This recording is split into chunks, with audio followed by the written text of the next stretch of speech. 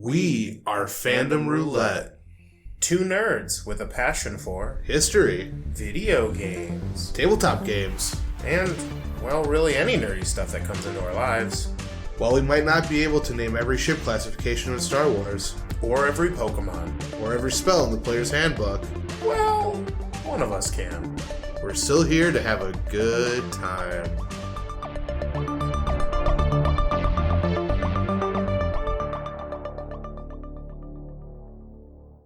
Hey everyone, welcome to Fandom Roulette.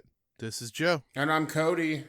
And here on Fandom Roulette, we talk about a myriad of nerdy things, including history, video games, tabletop role-playing games and other games, and whatever nerdy stuff we want to talk about on the podcast. So, Yeah. Cody, what nerdy stuff have you been up to in the past week, my friend? Nerdy stuff. I actually took a trip down memory lane Ooh, and booted up Minecraft. whoa. I know, right? I haven't played that since it was in, I think it just hit beta. Wow. Yeah, and I played crazy. that for until about release, and then I kind of let it go, and now I don't even recognize the game anymore. It's so different. I don't hate it, Uh-huh.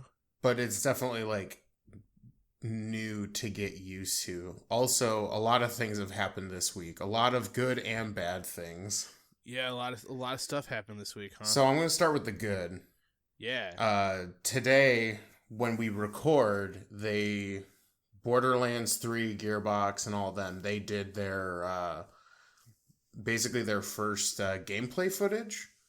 Oh, cool. So, I love those games. Yeah, and from what I've seen so far, I'm pretty hyped for Borderlands 3. I know some people are boycotting it because of the Epic Games only release, and the only thing I can say to that is, vote with your money, because that's the only way that's going to work here. But Sure. I'll probably pick it up on the PS4 and play through that. So I'm super excited about that. We'll talk about the bad in a second, because I want to ask you what you've been up to. Oh, man. So I've been up to a couple of things. Over the weekend, I had, we played our Dungeons and Dragons session, and We did. I will say this, beyond a shadow of doubt, I think it was one of the most fun combat experiences I've ever experienced in D&D. That's so good, because I was actually, and I'll talk about it in a video or podcast or whatever that'll come out much, much later than right now. Yeah. I will talk about my fears of making sure this combat was even remotely enjoyable. So I'm glad that worked out. Yeah, I mean, it's really interesting just because based on the way that this campaign is being run, not to get into too many details, I'm thinking about my character in a way different way. Okay. And so, I was doing things that, I wasn't used to doing in combat, which made combat kind of weird and fun. Yeah, I get that. I saw, a little indie flick over the weekend. What's that? Yeah. It was called, you might not have heard of it. It was called Avengers Endgame. Avengers Endgame! Oh, yeah. No, I saw it in one of my, my indie magazines, and so I figured I'd take a look. It was at the I saw it at the Sundance indie thing they had going on this weekend. Yeah. Yeah, it was it's a little flick, getting some buzz, I think. I hope it does really well. I hope it gets the popularity it deserves. I'm excited to see where it goes. As it smashes as it breaks the paradigm of what a box office opening weekend can be. Yeah, I'm looking at those numbers. Holy shit.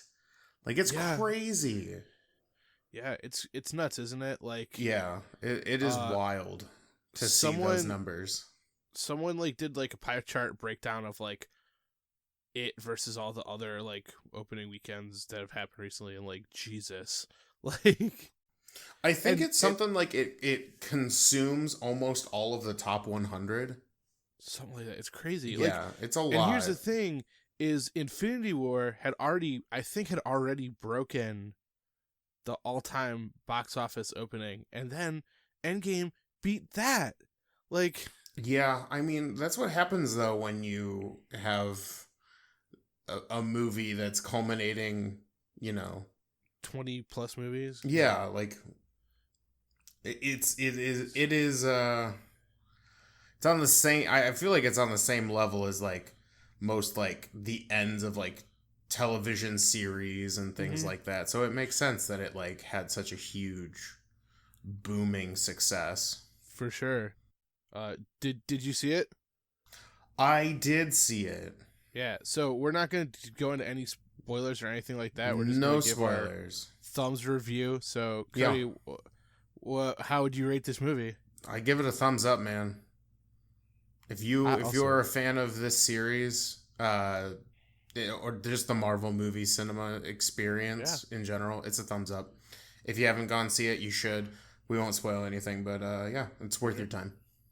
I would also give it a thumbs up. I will say the highest level of praise I think it got. My sister has seen only a handful of the movies, but really wanted to be there because she knew it was like a special event and stuff. And she was able to stay awake the entire time, which was pretty cool because we had a pretty late start. So if my sister can stay awake through the whole thing, then obviously it did something right. So nice. All right, so you said there was some good. I think that would qualify as a good. What's the for bad, sure, Cody? Oh man, oh dude, that. So the Sonic movie trailer dropped. Was it yesterday? It was yesterday. It's yesterday of recording, so it dropped Tuesday. Yeah. Dropped Tuesday. Woof. A day that will live in infamy. Dude, it... Gotta go fast. This trailer reminds me every day that I'm in the darkest timeline. Yeah, let it flow, Cody. Oh, God, it's so bad. Like, I don't know who in... whatever movie company or whoever was the person who was like, you know what? Yeah, that's a good looking Sonic. Let's move with that. Mm-hmm. Like that person, I hope they never reveal that person's name because I feel like the internet is going to literally murder ball that person for the rest of their lives. Yeah, it's awful. It does this weird uncanny valley where they tried to add these really real humanized like features to this like obviously like fake video gamey like icon character, because like if everyone thinks of Sonic in their head, big head, spiky, the big spike swoop, it's got like the weird eye situation where it's like it's one white eye but with two actual eyes in it, like the visor thing. It looks like a ski visor. But the head is like the biggest part, and then like the body is small. It's got ridiculously long legs because he's got to go fast. Yeah, and then it's like round too. Right, and then in this movie they like tried to make it like, I know it's CG, but it looks like there's like a dude in this weird like. Someone made a joke online. I'm not going to take credit for it, but fucking looks like the amalgamation of the jungle or the transformation in Jumanji when the kid starts turning into a monkey. Mm-hmm. Like if you were to take that but like make him blue, like that's what it looks like, and it's really fucking weird and fucked up. Yeah. It's so bad. And then I'll be honest with you.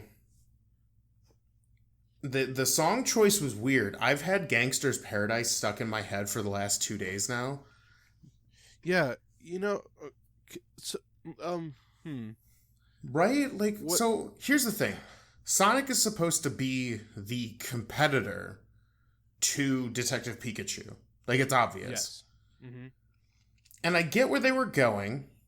They saw Detective Pikachu, and they're like, oh, well, they just did a remix of an oldie but a goodie. Let's take an old song that everybody remembers, get a little bit of nostalgia of the 90s where Sonic really grew into his own. Yep. And then they thought, man, Gangster's Paradise, that's the one, that's the song that I need in this trailer. Yeah. And I'm like, why? I mean, don't get me wrong, I hadn't listened to that song in a hot minute, but why? Yeah, no, yeah. And then you're not wrong. Here's the other thing. So you know how a trailer is supposed to kind of tell you the plot of the story without giving everything away? Mm-hmm. So I watched this trailer more than once. I know, I'm merely a shell of a human that I once was. Yeah, I could what?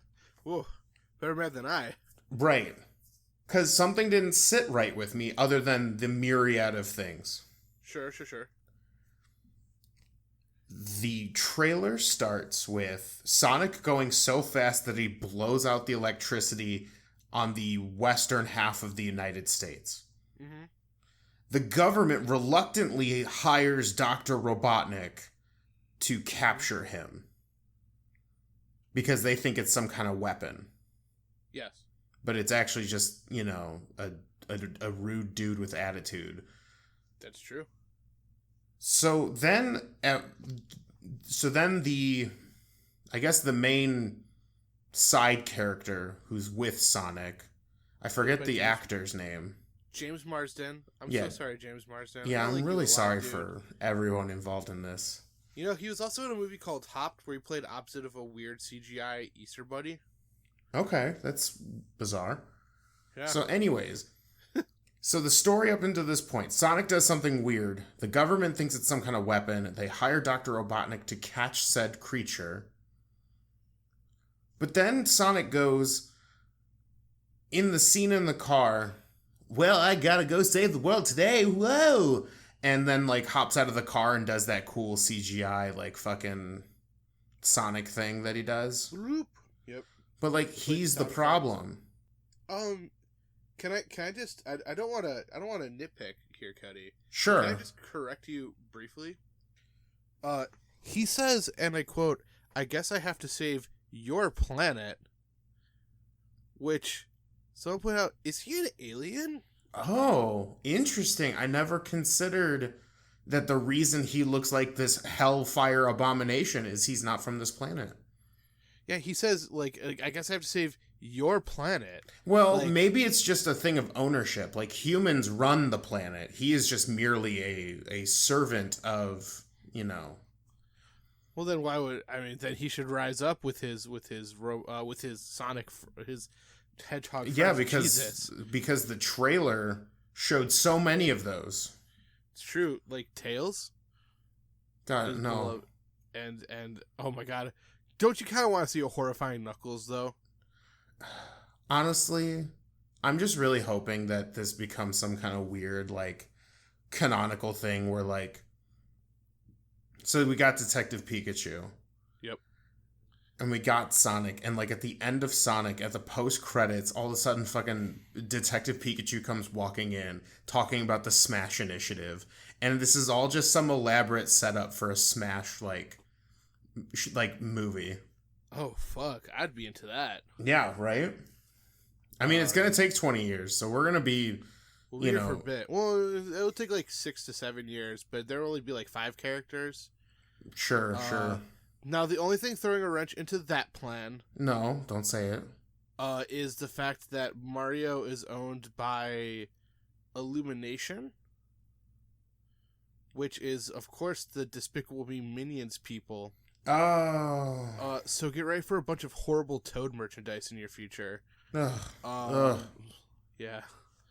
But, yeah. It's nightmare fuel. Can I riff on this for a second? Yeah, absolutely. So, once again, I'm gonna credit a friend for this very funny thing he said about the trailer, which was the Sonic trailer looks like the Venom of Detective Pikachu Spider-Man. Woof, and it's not wrong. It's not wrong. It's great.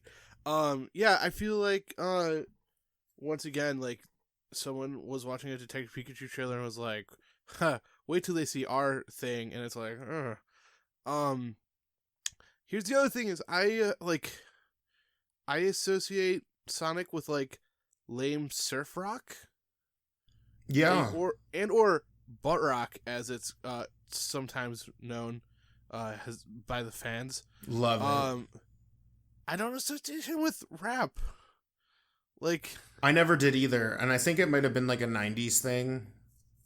Like he just had like a surfer vibe, you know? Yeah, he ate chili dogs, and he had like you said, he had a rude, crude attitude. Well, and also his voice. Like if you listen to some of like his early cartoons, he kind of had that like surfer bro vibe. Like, whoa, dude, but like a little higher up and, you know, more interested in defeating mad scientists and eating chili dogs.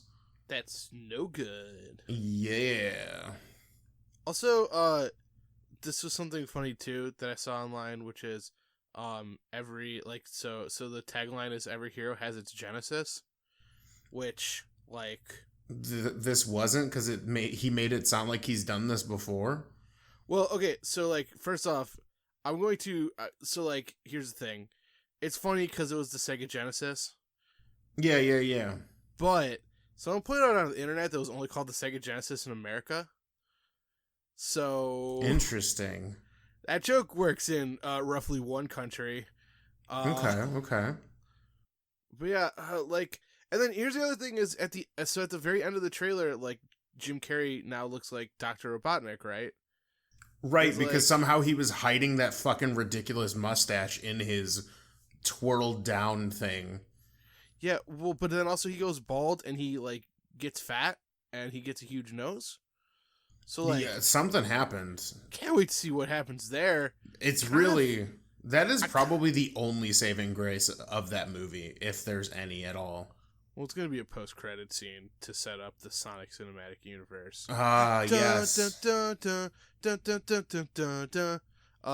And here's the thing: I want to imagine. I want to see an Echidna pick up Brass Knuckles and slide him on his hands and go, "It's showtime."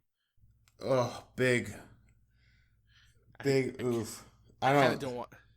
Yeah, this is the worst. I know, right? It's okay. It'll be okay. Detective Pikachu is gonna be great, and it's gonna make a bunch of money. True. I think Detective Pikachu will be all right. We're gonna get like Detective Pikachu like 7. This time he's like a babysitter or whatever. Yeah. And that's gonna be the actual official tagline. It's gonna be great. So anyway, woof, huh? Yeah, big.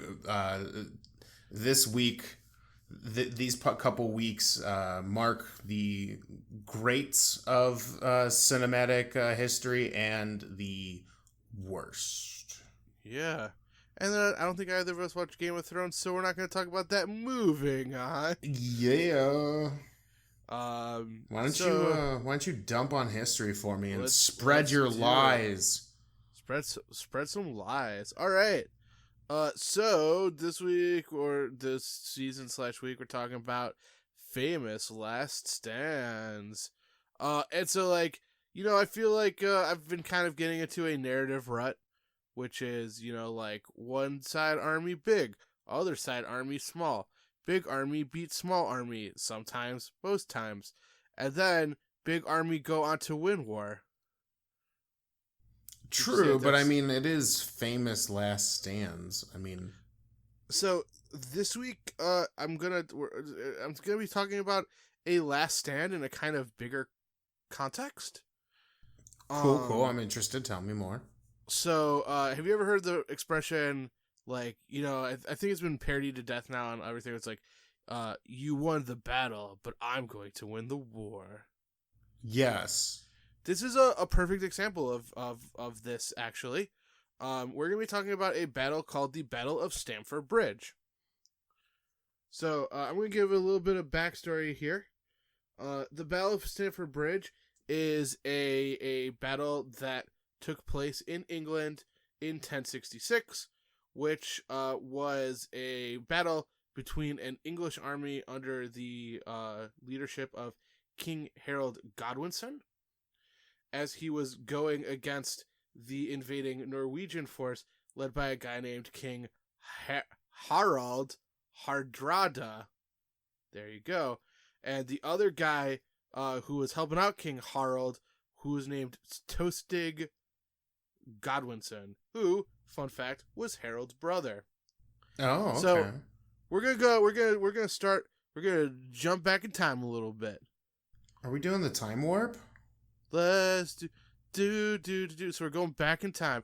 Back in time. All the time traveling references. Go. Oh, for sure. Do- There was a pretty epic series of battles/wars that took place in England shortly after the death of a guy named King Edward the Confessor in January of 1066. Now, King Edward the Confessor died without having any heirs of his own. The crazy thing about this is there are 3 people who claim that on his deathbed, King Edward the Confessor, told them that they were going to become King of England. Cool. Right? I mean, that's confusing. Hey, Cody. Yeah. You know what kings love to do? Tell elaborate lies. Also, they love sharing power with other kings, right? Yeah, sharing of power is literally every power holder's favorite thing to do. It's true. When you're right up with give up all of their power. Oh, for sure. They loved it so much. But anyway, there were 3 factions that basically were fighting for the English throne. So the first one was Harald Hardrada, who was the king of Norway. The second one was Harold Godwinson, who I believe was from the York area.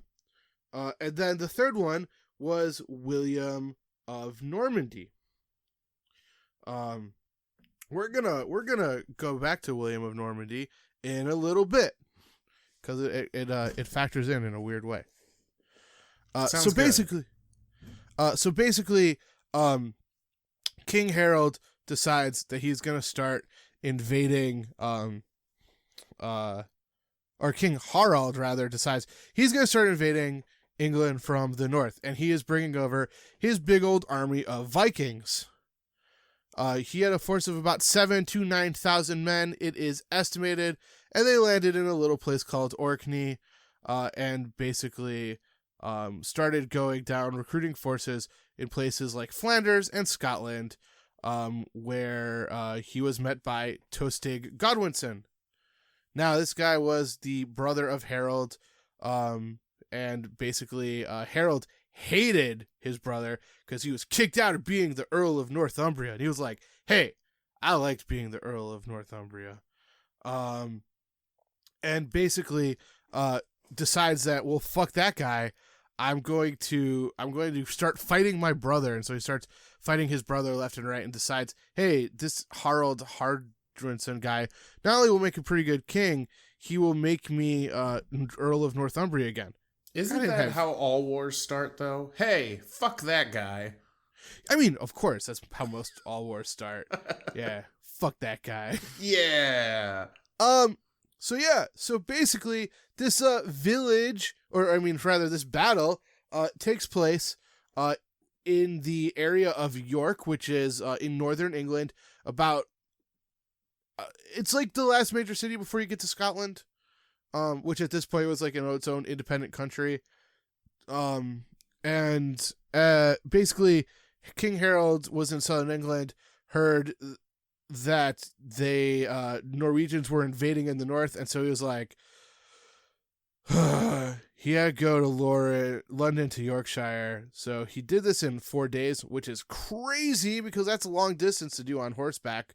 And finally met up with the armies of Tostig and Harald Hardrada. I love that name. It's funny because it's Harold versus Harald. It's a fun little thing. Yeah. Now, so basically, this is where we get into a little bit of myth and legend. Ooh. Gasp, we've never done that before. So basically there is a story that, right before the battle, this cloaked figure rides over to talk to Harald and Tostig. And basically he goes to Tostig. He's like, hey, I will give you back your earldom if you turn against Harald Hardrada. And Tostig asks what his brother would give him if he were to betray this guy that he had sworn allegiance to. And basically depending on who you listen to, it's quoted between various historians. He responded with 7 feet of English ground, as he is taller than other men, which basically means I'm gonna dig that dude a grave and bury him in it. That was fucking brutal, right? Like, and then he turned around and he looked at the guy, and then the guy blasted an air horn. It was like, got it. Harold Godwinson invented the MGD air horn. Nice. I didn't know that. And then he got rid of it because he was like, "This is too powerful." It really is the most powerful weapon that can be used in wars nowadays. Basically, but so like Harald thought that was hilarious because that's just how Vikings do, right? And he asked Tostig, he was like, "Who do you think that guy was?" He's like, "Oh, that was definitely my brother." So basically, in traditional Last Stand battle, in Last Stand fashion, the army was pretty greatly outnumbered.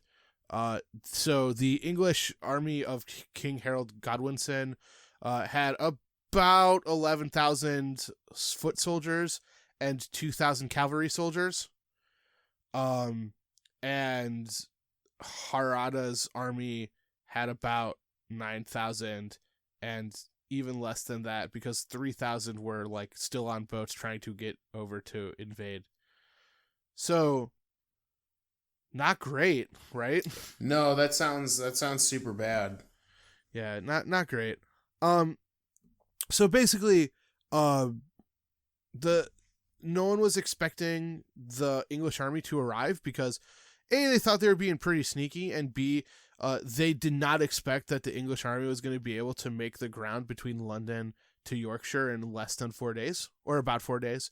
Like I said, it takes a lot of time and resources to move an army like that. So the English army was able to catch them basically by surprise.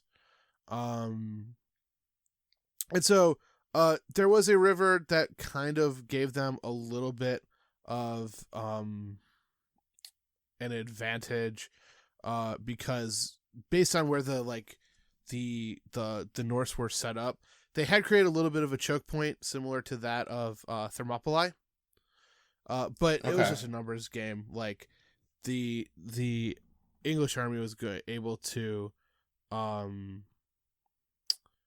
basically they were able to take them out. Now, there is one story that comes out, another, once again, like story of like myth and legend, so probably happened, maybe not as badass as this, but there is one guy who was apparently, depending on who you talk to, was called a giant axeman from the Norse army, sometimes referred to as the Danish axeman.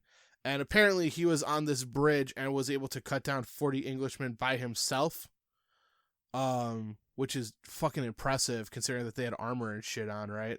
Yeah, some Paul Bunyan shit. Basically, like, the way the story goes, apparently there was a soldier that happened to, like, fall into the river and was floating down the river and found a weak spot underneath and stabbed him through the bridge. So... Damn. Yikes, right? Wait, how big was this bridge? So, that's funny you should ask that, Cody. There's debate if there even was a bridge. The fuck? So basically, if there are some who think that there was always a bridge in a village, in this area where the battle was held, a village did appear later with a more modern bridge, but it's possible that it was just a really shallow part of water, and like the English called any part like of a river that was easy to cross, like sometimes they would refer to it as a bridge.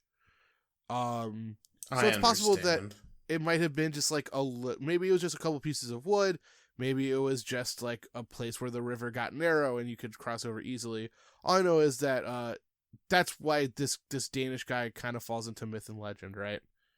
Right, because nothing adds up. Yeah, pretty much. Because if it was just like a narrow part of the river, how did the guy fall and then float down the river so that he could stab underneath him? Logics. How do they work? I don't know, man. But anyway, so basically, they were outflanked, outnumbered, and King Harada was killed with an arrow. According to some historians, in the knee. Like, no, the windpipe actually. Oh, right. Whoa. I hate it. Yeah, it's not. My throat hurts thinking about it. It's not great, right? And then basically, like before the battle was quite over, the reinforcements did actually arrive, which was led by this is a great name, so get ready for this. Eystein Ore. Yes. And basically, they arrived, but they were tired, and they were kind of, I guess, like forced to move quickly, and basically they lost pretty quick because Ore was slain. Damn. Now here's the thing, Cody. Now we're gonna step back real quick. What was the quote I used to start this little section? You may won the battle, but war is mine. Yes. So, and then here's the secondary question, Cody. Do you remember where King Harold started before he rode north to Yorkshire? In the womb. I mean, close. I guess that you're technically right. Yeah, I didn't know, so I figured I'd give you a right answer. Yeah, he was in the South. Chilling in the South. And one of the main reasons he was chilling in the South was he had heard rumors that William, the Duke of Normandy, was getting ready to cross the English Channel to invade from the South. Okay. Now here's William, Duke of Normandy, is known by another nickname, one that you might recognize a little bit better. He is known as William the Conqueror. I do know that one. Basically, after this pretty big epic battle where both sides did take some pretty significant losses, William invades from the south, and basically at this point Harold is like tired, his army is tired, they basically get decimated. 3 days after the battle,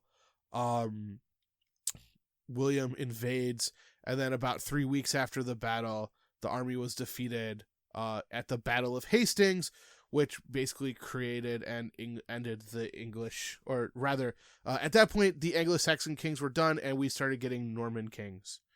Yeah, right? So, that's what kind of happens when you fight a two-front war, right? And that's what happens when you get on the wheel while you're tired. Stay safe, everybody. Stay safe. So or otherwise, other armies will get you. Don't fight your brother and Norse king to the north if you're not ready to defend against your probably cousin and other invader to the south. Yeah, boy.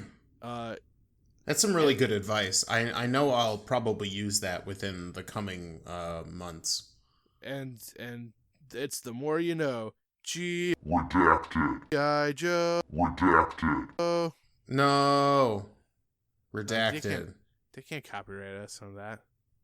It was for comedy. It was for comedy. It's fair use. Okay, so I wanted to choose this one because, like I said, it was an example of... So Harold wins the battle, right? But like he ultimately ends up losing the war. Not for any kind of mismanagement of his own, because, I mean, hey, you got an invading force from the north, you're going to go and deal with that, right?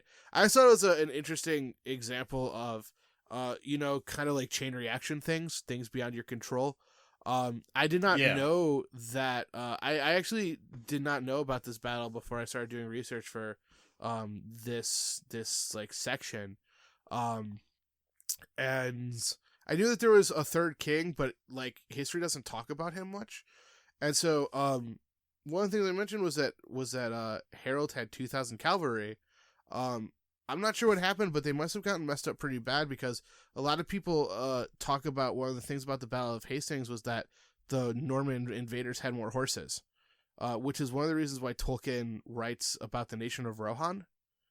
He envisioned a nation of basically horsemen, who could have defended England from the Norman invaders, basically. So yeah, yep. So that's my little wrap up about this one. Kind of an interesting battle, or an example of one smaller battle leading to the end of a much weirder, larger, more messy conflict. So, all right, and with that said, I think it is time for the middle section.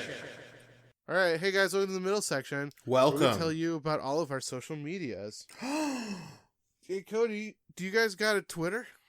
We do. It's fandomr_podcast, and we post stuff weekly to humor those who are following, and give news to when we have hiccups or have updates, or whatever stuff that we need to get out to the general public. Because knock on wood, we've been pretty good in 2019. 2019 has been a very solid year so far. Besides being the darkest timeline with Sonic, it's been a solid year. Yeah. Hey, but I want to write you longer things. How can I do that? Well, if the Twitter character limit isn't enough for you, you can send us an email at fanroulettepodcast@gmail.com. You can send us about how you agree with our sentiment on Sonic, and whether you agree or disagree about the end of games, and so much more. Yeah, and I don't want to give you my email address. What if you sell that to Russian hackers? What do I do then? Well, first off, I would never do that. Secondly, if my silver tongue doesn't sway you, you can go to our website at www.fandomroulette.com, where you can see a little bio of everyone who's working on this, you and I specifically, but as things grow, there may be more bios. Who knows? And then we have all of our episodes. And then all the way at the bottom, next to our social media links, there's a little area where you can fill out your internet tag, whether it's smoke weed every day 420 or whatever it might be. You can use that and fill out your internet tag, maybe the subject, and then what you want to tell us about. Maybe you've got some raunchy Garbage Kid fanfic that you've been just dying to get to us, but you've been afraid of those Russian hackers. I get it. I'm afraid of them too. It's pretty scary. Since that's where we live in. Yeah. And then, Cody, I want to show my friend this amazing podcast that you guys run, where you don't sell things to Russian hackers. What a bold stand you have on this podcast. Yeah. What are some links I can give my friends so they can listen to your podcast? I still don't know how you're listening to the podcast if you don't have that. But if you're looking for other ways because your way isn't enough, we got SoundCloud, Fandom Roulette. We got iTunes, Fandom Roulette. We got Google Play. We got Spotify. And we're always looking to expand that and get more people in on the fandom train, because this train ain't gonna stop until Sonic blows it up with his hyper-focused attack. Hyperspeed? Yeah. Yeah. Oh, he's coming for us now. Yeah. Yeah. And then, hey, are you on any other social medias? Yes, besides Twitter, we are on Facebook, and we are on Instagram, and we are on Tumblr. All Fandom Roulette. Those are a lot of places. Yeah, and we're always looking to get more when the social media strikes. Wow. Dang, that's dark. Is it? It wasn't intentionally supposed to be dark. I just figured because, first it was MySpace, and then it was Facebook, and then Twitter and Instagram. I'm sure there's gonna be another one. I'm sure That's fair. Yeah, isn't there gonna be Vine 2 or something soon? It has a name. It has a name that's not Vine 2, because obviously that doesn't work. Because someone made a joke about how in a TV show or a movie, when a character dies, but then they're resurrected, but they come back kind of horrible and gross and without rules. That was insert Vine 2 here. I'm gonna look it up. Also, please rate, review, subscribe. I'm gonna say this again at the end, but like help us move up those ranks and all that great stuff. Yeah, and we do this as a passion project. Yeah, it's a passion project. Yeah, this is a passion project for us. We do this weekly right now, and we've got life and things.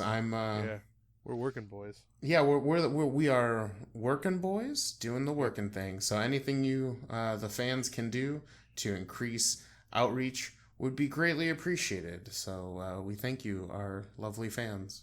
They call me the working man. That's what I am. Uh-huh. Should we go back to the episode now? Yeah, we probably should. Okay, that sounds great.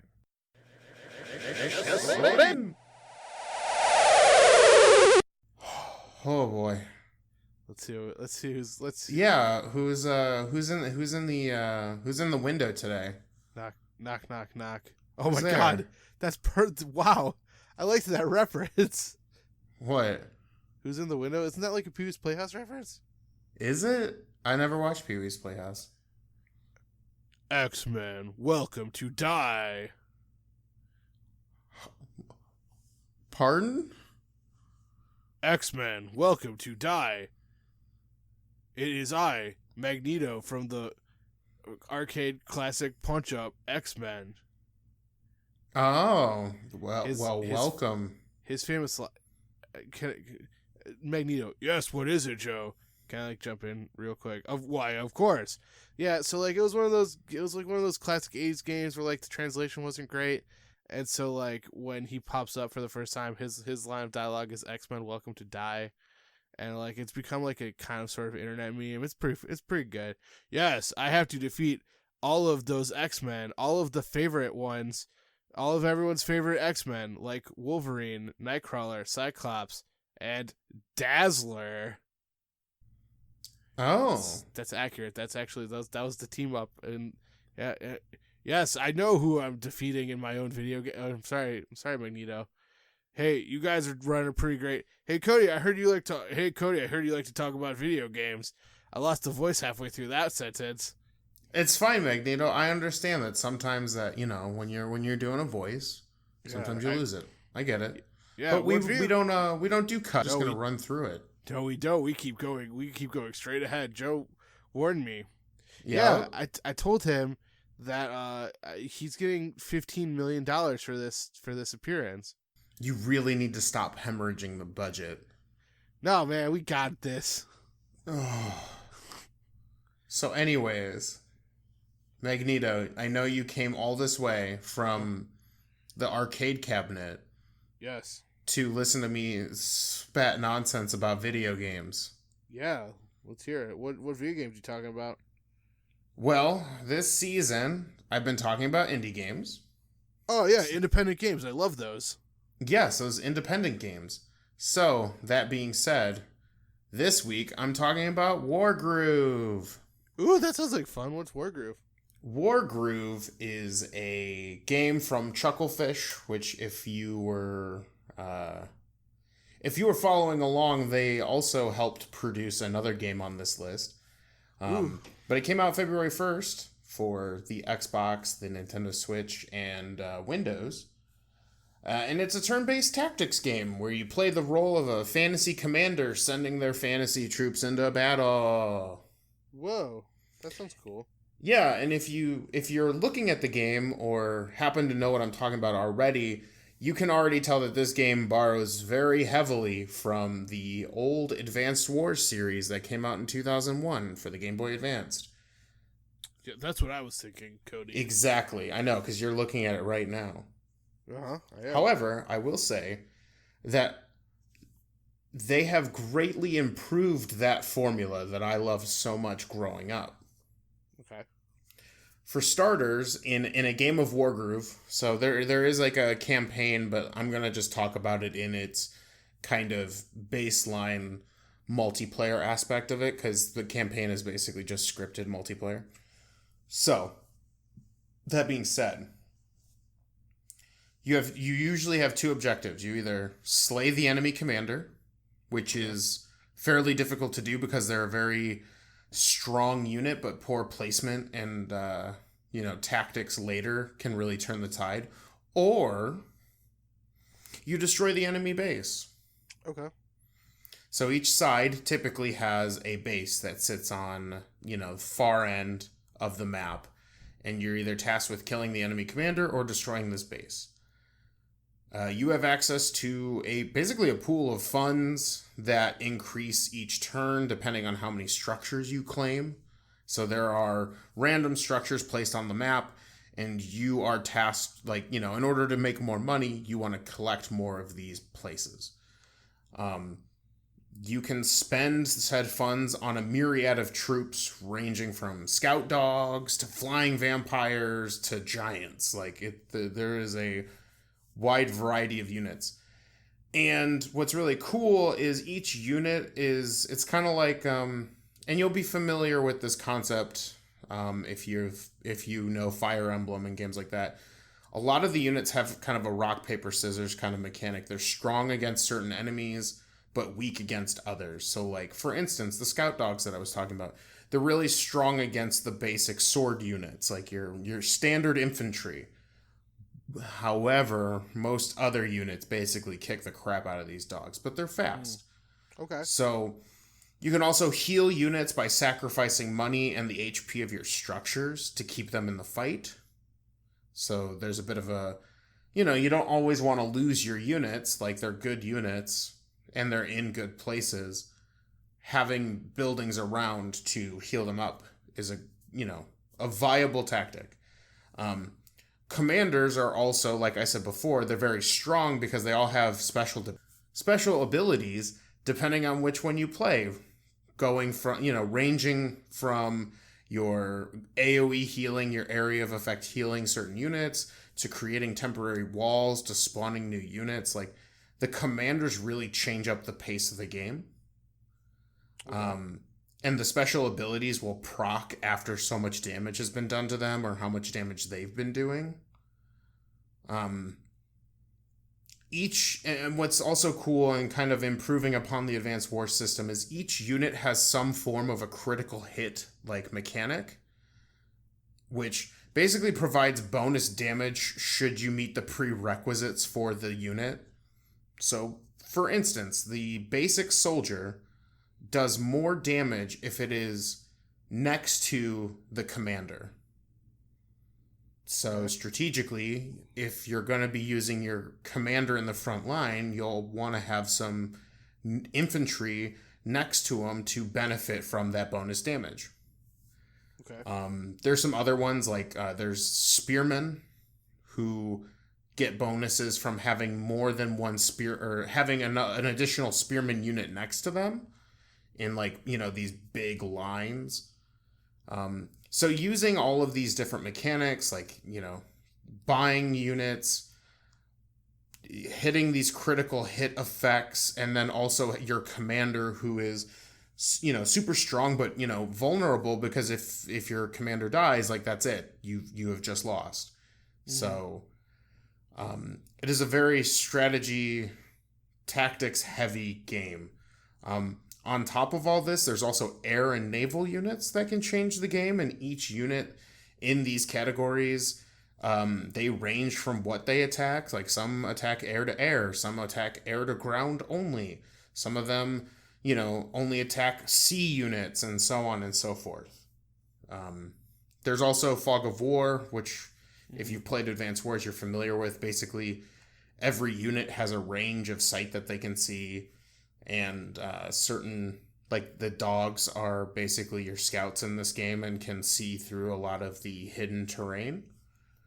And if you are into strategy tactics games, this is very familiar to, Fire Emblem, Advanced Wars, basically any tactics game.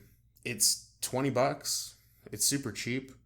I've put a fairly decent amount of time into it, and it's a lot of fun. There's a lot going on. It's not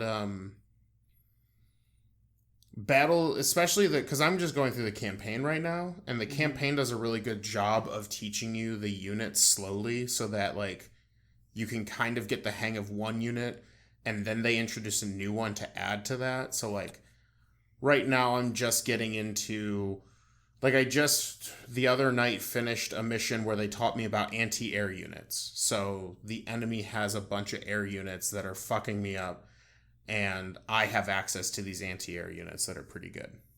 Okay. So, yeah, game is super fun, and if these are, if you remember Advanced Wars or you like tactics games, I really think this is a buy. It's a no-brainer. Is it aesthetically similar to those games as well? Oh yeah, it's pixel art, and it's also it's not like dark and gritty. It's thematically, it's almost kind of like your like happy, like almost shonen anime. Like even when you boot up the game, it has like an anime intro, which is really fun. One of the playable characters is a dog. Okay.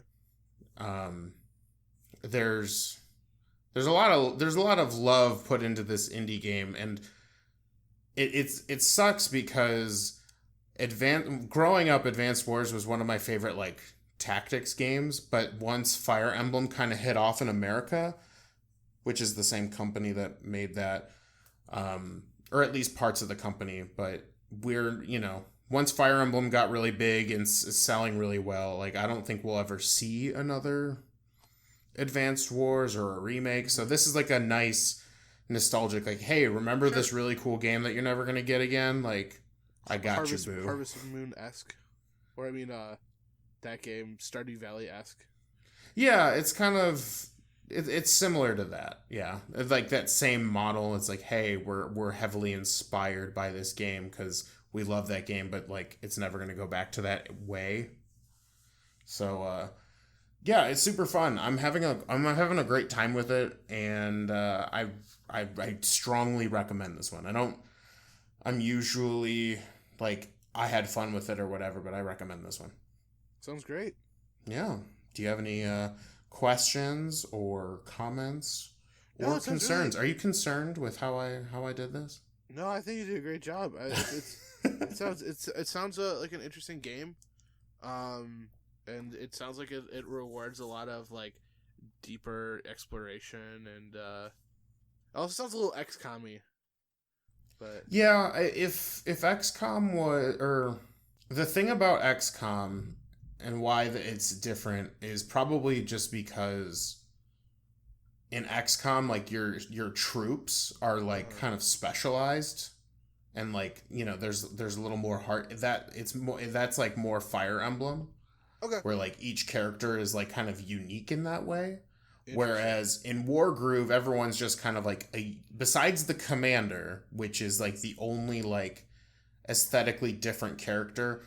If you get 5 swordsmen out, none of them look any different from the other. Like they are just troops. Sure. So, but yeah, I see the connection to XCOM. It's that is also a really fun tactics game. It was mainly the like whole like fog of war idea. Yeah. I love Fog of War. I think that adds such an interesting level, because like just imagine trying to play chess and you can only see like one line ahead of what you could normally see. You know what I mean? Mm-hmm. Like it's so hard to plan for that. Which I think is how it would actually feel like to be in a war. So true that. Oh, all right. Oh, hey, did you know that it smells bad in here? Oh, wow. I did not know that. I mean, It's probably because we left the garbage here from last week. Yes, we did. Hey, guys, welcome to Garbage Can, a podcast segment that we do every week where one of us rolls up a character from a little book called Xanathar's Guide to Everything. Whoa, does it have everything? Yep. Yes. It procedurally generates new content every single day. Wow, that's crazy. How does it fit all in that book? Magic.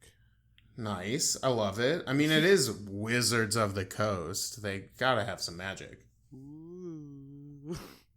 So anyway, Garbage Can is fun because if you're ever trying to roll up like an NPC, there are tables in the middle that allow you to roll up some pretty fun little characters that sometimes can contradict themselves in interesting ways.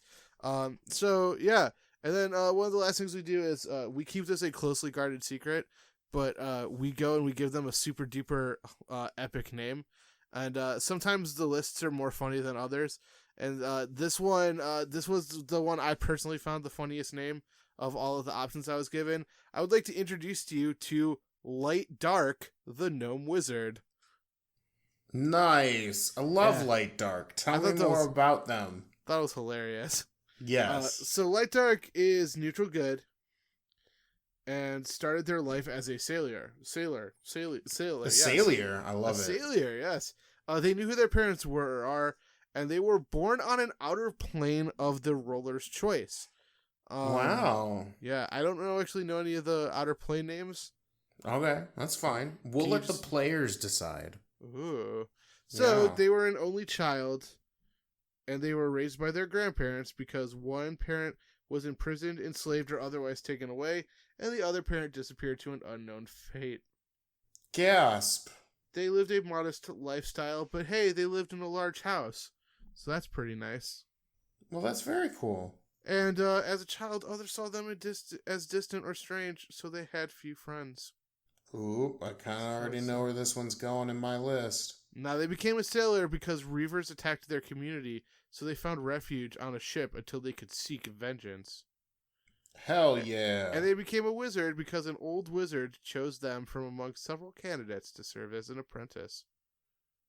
Well, that's very nice of the wizard. I know, right? It's pretty nice. Now, their spellbook is a tome of black pages whose writing is visible only in the dim light or darkness. Cool. Their ambition is immortality is the end goal of their studies. And their eccentricity is that when they want people to leave them alone, they just start talking to themselves. That usually does the trick. Wow, that's not weird at all. I liked the phrasing on that one. I mean, I wrote it, but I thought the phrasing on it was hilarious. All right, now, Light Dark is 60 to 69 years old with 6 life events. Giggity. The first one is that they fought in a battle. They survived the battle, but they suffer from terrible nightmares in which they relive the experiences. They spent time working in a job related to their background. They made the friends of an adventurer. They made an enemy of an adventurer. They were on an adventure, but they were terribly frightened by something they encountered and ran away, abandoning their companions to their fate. And something truly strange happened to them. A dragon held them prisoner for 1 month until adventurers killed it. Damn. So that is Light Dark. Now, I'm going to put it into the big old machine that I have here. Yes, the $1 trillion machine. $1 trillion. I actually put some upgrades on it this week. Okay, yeah. Spend more of the company budget into the machine. It makes it silent now. Oh, nice. Yeah, so it's just printing right now, but we can't hear it. Look at all those lights flashing. It's really thinking on this one. So as it's thinking, I'm going to pitch it to you, Cody. At the end of Garbage Kid, we ask ourselves a simple question. Do you think that this person, this character, would go into Hot Topic, and would they buy anything? Cody, your thoughts, please. Yes, absolutely. They probably do it regularly. Yep. Yeah, their entire arm is covered in spiky leather wristbands, Live Strong bracelets of varying colors. It's probably some My Hero Academia stuff now. Oh, yeah, for sure. They also have, an Attack on Titan chain wallet that they have connected to their tome and their belt. Oh, interesting. Yeah. I mean, dual purpose. We live in a fantasy world where we carry around giant tomes of knowledge that give us magic powers, so. All right. Oh, and look at that. The machine has printed out a page. Okay, what does it say?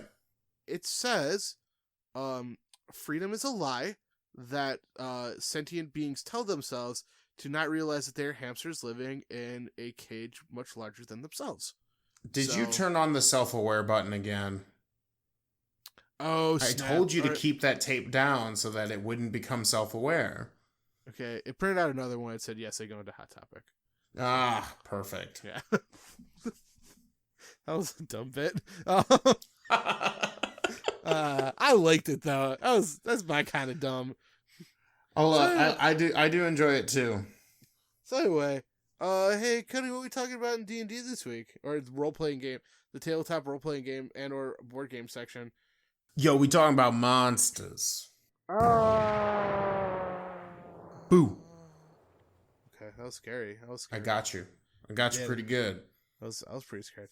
So what are we talking about this week about monsters? So, we talked about some of our faves. We've talked about how to play them, that kind of stuff. Yeah. I've always been a sucker for world building, so I feel like this one might lean back into the world building episode, episodes a little bit. I can justify the existence of this falling into monsters and not world building. Right, yeah. And I think it's monster civilizations. Yes. So we talk about monsters a lot, and there's kind of this... I feel like certain monsters get a bad rap. Oh, for sure. Basically for wanton murder and absolute chaos. Tolkien, Gygax, even today, even stuff that pop culture things that we see today. You know, you see a band of orcs, man, they just want to kill, pillage, and destroy your town, and that's all they're good for. Woof. The worst. Yeah, not great. However, that being said, whether you want to play in that space or not, we've said it time and time again, we like the idea of flipping the script. However, regardless of what you want to do or not, after reading through Volo's Guide to Monsters, which is a 5th edition supplement that really kind of gets into the nitty-gritty of how Dungeons and Dragons sees their monsters, yeah, I would think it's silly if goblins, hobgoblins, bugbears, orcs, kobolds, all of those like sapient but otherwise considered like #evil races, like why wouldn't they build a city? Right? Like just because they want to, eat your face off doesn't mean they don't have some kind of hierarchy or structure to them. Mm-hmm. And if you are building a world, or if you're like confused about this idea, like it would behoove you as a DM to think about, the reason the reason we've evolved into civilizations as people, and why that makes sense in in your Dungeons and Dragons or your role-playing games in general. Yeah. I mean, just to jump in real quick, like, yeah, absolutely. I like to think about it in two simple ways, which is, or two simple kind of prongs, if you will. Number one, like, how do they feed themselves? Yeah, for sure. And number two, like, how do they arm themselves? Yeah, boy.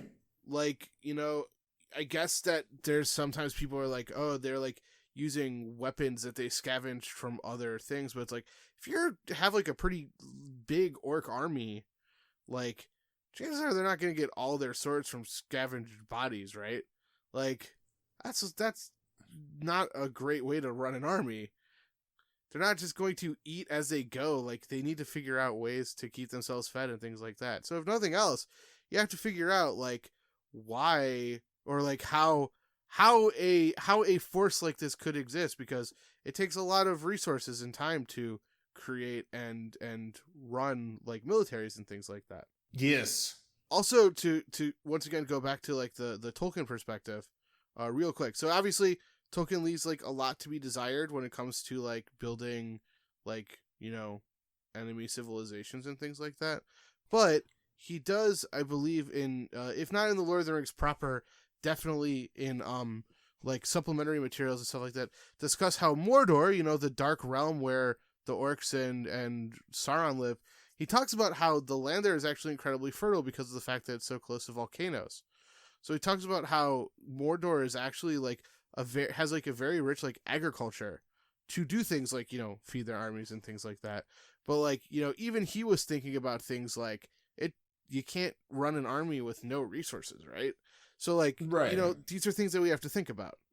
So on one hand, you have the simple things like Well, you have your questions like where do they get their clothing, where do they get their armor and things like that. But I like to think about it in other levels too. So there's people who may or may not know about this, about my personal life, but I have been learning quite a lot about farms and farming lately. Cool. I like it. And I was thinking, like, you look at the Lord of the Rings, right? And the men and elves and dwarves, they ride around on horses. What do the bad guys ride around on? Wargs? Wargs, yeah. They ride around on wolves. But it's like, do they have other kinds? So they clearly have other kind of mounted animals. Do they have other kinds of like draft animals that they use to plow their fields? Are their clothing made out of different fibers than, like sheep's wool or cotton or something like that? Like, it's little things like that like, maybe, like, it might sound silly to like put this much detail into building like an enemy civilization, but I think once again, it turns it more into a conversation with your players about the world that they are participating in and existing in. Right? Yeah. Like, not to, go back to Star Trek, but like, once again, Star Trek like builds civilizations even for their quote unquote villain races. Right. Well, I mean, and coming from a DM, having nothing on your, bad guy, like if they feel flat, they feel like, they feel like Dr. Robotnik in Sonic 1, like you just have a picture in your head and like, oh, they're evil. Like that's very like generic, like, surface level evil. But like, as soon as you start putting stuff, like, say for instance, I'll pitch a campaign idea. You're in the woods, you've been traveling, and goblins attack your cart. Okay. And so after a painstaking battle, you manage to kill most of them and keep one alive. Right. And that's when you find out that, the goblins were protecting their home because the humans attacked it. And all of a sudden, and then you start describing like, oh, well, they're not wearing the same clothes as you. They came in on, different animals. Their weaponry is different. Like, all of a sudden, just the hashtag evil goblins turn into, people just like you and I. Yeah. They just happen to be shorter and have a different language that they speak. And especially with like Volo's guide, like it almost makes more sense if these races were to work together, especially if you're going to consider doing the, orcs are bad, goblins are bad, hobgoblins are bad. Like, it would make sense for them to team up because the whole world is out to get them. Mm-hmm. Like, in my current campaign, all of the races have commingled to a certain degree, some more than others, where instead of being about just like dwarves and elves, there are factions and ideologies instead of races. Like, sure, there might be like dwarven made stuff, but they're not sitting there going, man, this looks dwarven made. They're probably like, oh no, the iron anvils made this. Yeah, it's from the X Guild, Right, and then because of this, and I'm getting to a point, when you mingle races together, you can make cool civilizations. Like, imagine a goblinoid society. Goblins, hobgoblins, bugbears, orcs, and then, like, take parts that, like, you find in D&D lore, or maybe, Tolkien lore, whatever fantasy lore you have on these, and start to mix them around. So, like, in the player's handbook, goblins are, they're kind of better in packs. So it would make sense that goblins tend to, like, from a cultural standpoint, they probably take great value in family. Yeah. I mean, doesn't that make sense? That makes perfect sense to me. And then you add that with hobgoblins, who they have this interesting trait that they are, like, super intelligent. They're war tacticians. So all of a sudden they mess with that a little bit. Hobgoblins, are super studious. So now all of a sudden you have this goblinoid society of like almost intellectuals, like like a potential geniocracy or magocracy depending on your magic in your setting. Like, what if you fought this goblin and they like attacked you, and then you're like, you go to their city and they're like, they got high courts and wizards that like, inspect you with spells to, like all of a sudden you have this cool idea instead of just like basically repeating Lord of the Rings. Yeah. Or repeating something that we've all seen and done before. Yeah. If you're familiar with RPGs, but I mean from a nerd fantasy standpoint, like, slaying orcs, fighting goblins, that kind of stuff, like that's kind of been done. Yeah. And so when you get past that point where it's like, people are like, yeah, I mean, killing orcs is cool, but I'm kind of looking for more. Like, start thinking about how to complicate, how to make them bigger than just you're attacked by like a marauding orc horde. And then, I mean, this might be cliche to a certain degree, but if I could hit like with another angle to potentially think of it as well, I'd love it. So perhaps you begin your campaign with the common perception of orcs and goblins and hobgoblins being, evil, irredeemable, this, that, the other thing. And at some point you stumble across like a family of orcs or a small village of orcs, and you realize that they have this rich culture and heritage and things like that.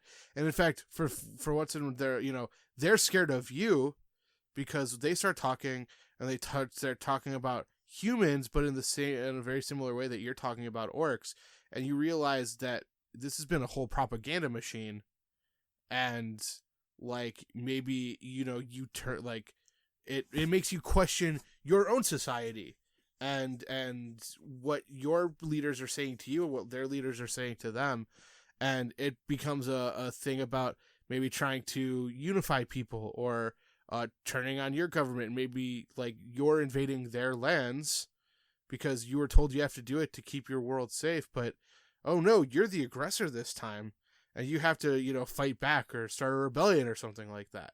Yeah, like I mean that are already right there, that is a million times more, at least for me, more interesting than the dark armies of the orcs, appear over the ridge. You have to slay them all. Like, sure, that's something you can do. And, I am, everyone has their own view of fun. So I'm not saying like this is the only way. Sure. But it is a good way of thought exercise. And if you are in a rut and the general idea of, goblins and orcs and kobolds are evil isn't really doing anything for you, look into these questions and make them interesting. Make them a little more gray. I would agree with that. Yeah. Yeah. Shall we wrap her up? You bet. All right, guys. Thank you so much for listening to this episode of Phantom Roulette. Please go back to the middle section to learn about our social media. But as always, we invite you to please rate, review, subscribe, or do whatever, those actions are on whatever your preferred method of listening is. We want to thank you so much for supporting us. Please let a friend know. But if you rate, review, subscribe, you can move us up those ladders, and maybe people who don't know us can, we can start a chain, and also get people, just scrolling through iTunes looking for a new one. They see us on the front page. So, but anyway, thank you guys for listening to Fam Roulette. As always, it's a pleasure to record this for you. Labor of love, all that great stuff. But signing off for Fam Roulette, this is Joe. And I'm Cody. And as always, stay nerdy. Stay super nerdy.